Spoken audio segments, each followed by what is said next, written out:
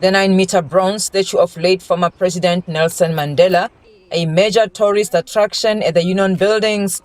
Many are simply overwhelmed and can't get enough, and some say they feel safe as they travel around. More safe.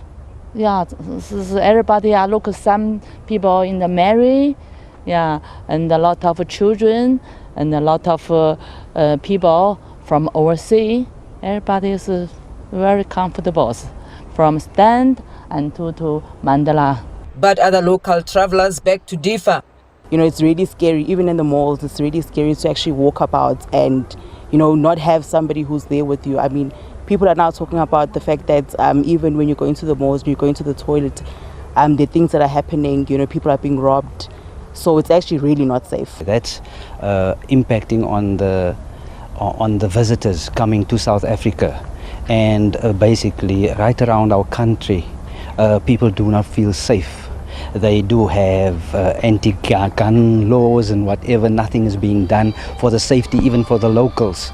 So how are we going to inject money or get in money if the security issue is not handled correctly? A German tourist was killed last year in Mpumalanga after being accosted by criminals while driving other tourists back to the lodge. Recently, a US tourist was shot and injured en route to his accommodation in Simonstown via Nyanga in Cape Town. The incident was reportedly the second attack on a tourist within a year. Mpumalanga provincial authorities say they are leaving nothing to chance. We are still working on an app which we want to ideally link it to the police stations which are close by, where we can monitor who's in the province, for how long would that person be in the province, who's the tourist, and as they are here, this is the number through that app that if each time they encounter challenges that they can contact for them to be easily accessible. Kruger National Park officials say the game reserve is safe for tourists, but the problem is getting there, which is the responsibility of law enforcement agencies.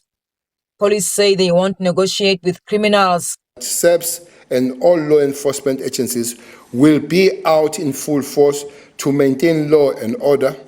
All police officers, police reservists, including office-bound members, will be roped in to assist in festive season policing operations.